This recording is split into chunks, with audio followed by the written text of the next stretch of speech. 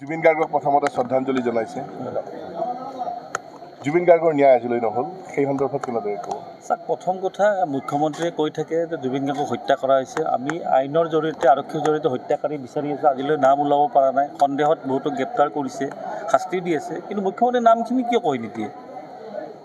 এই নাটকখনটো অন্ততঃ শেষ হওক। তেওঁ যিহেতু হত্যা হোৱা বুলি কৈছে, নামকেইটা কৈ দিয়ক। আমিতো নামখিনি ওলাত বহুত কষ্ট পাই আছোঁ, বহুত কষ্ট কৰিব লগা হৈছে। ছিংগাপুৰত যাবলগীয়া হৈছে, হাইকোৰ্টত যাবলগীয়া হৈছে, উচ্চতম ন্যায়ালয়ত যাবলগীয়া হৈছে, আইগতাত যাবলগীয়া হৈছে। কিমান দৌৰি থাকিম? আমাক অকণমান কষ্টটো কমাই দিলে ভাল পালোঁ।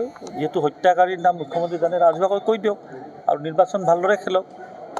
ৰাজনীতি কৰিতো লাভ নাই জুবিন গাৰ্গৰ নাম লৈ, সেইখিনি আৰু। গ্ৰেপ্তাৰ হৈছে কেইবাজনো? গ্ৰেপ্তাৰ হৈছে, এতিয়াতো তেখেতসকলেতো নিজৰ জামিন আবেদন উঠাইও লৈছে। আজিলৈ মই শুনা নাছিলোঁ যে বেল বিচাৰিছে আকৌ পিটিশ্যনখন উঠাই লৈছে। এইটোতো আৰু ইয়াত বুজা যায় যে মুখ্যমন্ত্ৰীয়ে জুবিনৰ হত্যাকাৰীক ৰক্ষণাবেক্ষণ দিয়ে, স্পষ্ট কথা। আৰু তাত ইয়াৰ শিক্ষা পাব, এই নিৰ্বাচনতে পাব। ৰাইজ ভিতৰি একদম এতিয়াও জুবিনৰ আৱেগটো পাহৰিব পৰা নাই কোনো। গতিকে এইটো ৰাজপথত যায় আন্দোলন কৰি কাজিয়া কৰিবতো নোৱাৰে। এই নিৰ্বাচনত দেখিব বিজেপিক এটা ভিতৰুৱা যিটো সুবিধা হৈছে, ৰাইজ কিন্তু এটা শিক্ষা পাব। আপুনি নিৰ্বাচন খেলাৰ বাবে সাজু হৈছে, কোন সমষ্টি কেনেকুৱা পৰিকল্পনা? কি ক'লে? কিমানখন আসনত প্ৰতিদ্বন্দ্বিতা? আমি এইবাৰ TMCয়ে মুখ্য বিৰোধীত, আমি চৰকাৰ এতিয়াও মই কৈছোঁ, আমি কংগ্ৰেছৰ নিচিনা লম্ফজম্ফ নকৰোঁ। আমি মুখ্য বিৰোধীত থকাৰ উদ্দেশ্যে যিধৰণে আমাৰ মেঘালয়ত আছে, ত্ৰিপুৰাত আছে, আমি প্ৰায় 35ৰ পৰা 40খন আসন আমি প্ৰতিদ্বন্দ্বিতা কৰিম। আৰু বজালী সমষ্টিত আমাৰ দলীয় প্ৰাৰ্থী থাকিব। কংগ্ৰেছৰ পৰা কোনোবা জইন কৰিব নেকি TMC? বহুত জইন কৰিব প্ৰাৰ্থী হ'ব আমাৰ দলত। মানে আমাৰ এতিয়ালৈ 20ৰ পৰা 25গৰাকী ৰেডি হৈ আছে, নিৰ্বাচন খেলিব আমাৰ দলৰ।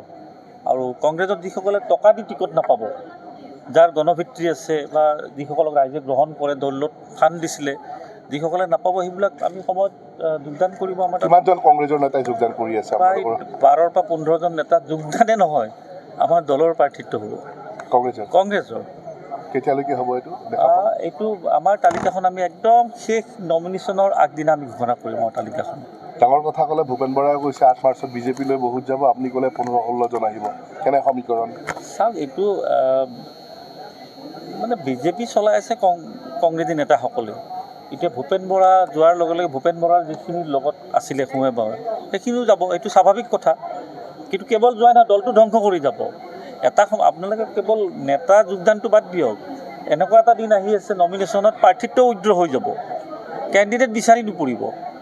ইয়াত যিমানে লম্ফজম্ফ নকৰক কংগ্ৰেছে, মুখ্যমন্ত্ৰীৰ প্ৰায় 10ৰ পৰা 15% প্ৰাৰ্থী মুখ্যমন্ত্ৰীৰ মতে হ'ব বিজেপিত। এয়ে হৈ গ'ল কংগ্ৰেছত, এয়ে হৈ গ'ল কংগ্ৰেছ দলৰ মানে নিৰ্বাচিত এই যিবোৰ প্ৰাৰ্থীবিলাক নিৰ্বাচিত তাৰ প্ৰক্ৰিয়া।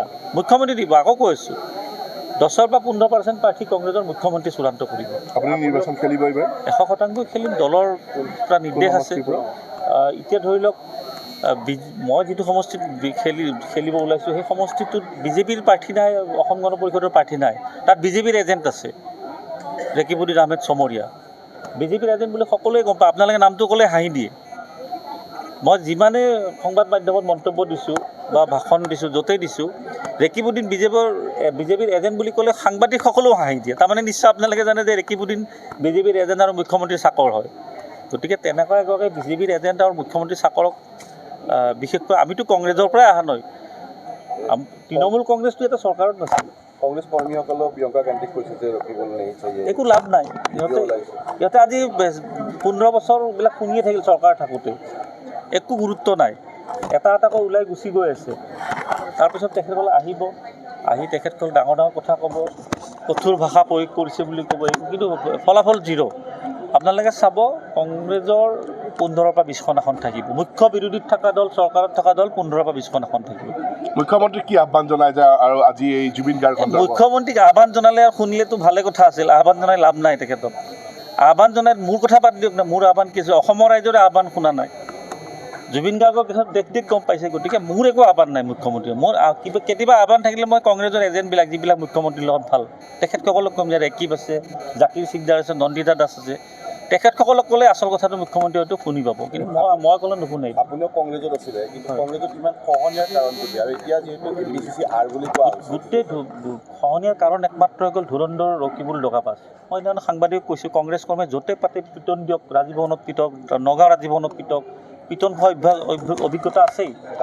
ৰকিবুল হুছেইনৰ কথা কৈছোঁ আৰ বুলি যিটো আপুনি কৈছে APCC আৰ মানে APCC ৰকিবুল হুছেইন কিন্তু ভূপেন বৰাই দলত থাকি সভাপতি হৈ ক'লে ভাল লাগিলে হয় কিন্তু দলৰ পৰা ওলাই যাই কৈছে মইতো দলত থাকি ৰকিবুলৰ বিৰুদ্ধে কৈছিলোঁ যে পূব পাকিস্তানী হয় BJP এজেণ্ট হয় প্ৰয়াত যিটো আমাৰ উমা ফুকন শ্বহীদ আমাৰ ফ্ৰীডম ফাইটাৰ আছিলে ভোগেশ্বৰী ফুকনৰ পুত্ৰ তেওঁ কৈছে যে ৰকিবুলৰ পৰিয়ালটো পূব পাকিস্তানী হয় দুলু আহমেদে মিছা ক'ব পাৰে উমা ফুকনেতো মিছা কথা নকয় সেইকাৰণে মই কৈছোঁ ৰকিবুল হুছেইনক কংগ্ৰেছ কৰ্মীবিলাকে খুব পিটিব লাগে য'তে পাই ত'তে পিটিব লাগে হেৰিতো ৰাজনীতিটো মাৰপিট থাকেই আমি দেখি আহিছোঁ চেণ্ডেলৰ মালা দলিয়াই জোতা দলিয়াই ৰাহুল গান্ধীক গালি পাৰিছে তাক গালি পাৰিছে তেনেকুৱা কংগ্ৰেছ কৰ্মী যিদিনা ৰকিবুল হুছেইনক খুব পিটন দিব য'তে পায় তেতিয়া তেওঁৰ এডভান্টেজটো কমিব অসমত নিজে নিজে কংগ্ৰেছ চৰকাৰ হৈ যাব তেতিয়া আপুনি ছিংগাপুৰত দিয়া আৰু ৰকিবুল হুছেইনে যিদিনা কৰ্মীৰ পিটন খাব সেইদিনাখন আমি কংগ্ৰেছক মুকলিকৈ প্ৰশংসা কৰিম ছিংগাপুৰত আপুনি দিয়া গোচৰটো কি পৰ্যায়ত আছে এতিয়া মোৰতো পুলিচৰ তদন্ত পৰ্যায়ত আছে আদালতত বেলেগকৈ চলি আছে যিটো প্ৰথম জুবিন হত্যাৰ দিনা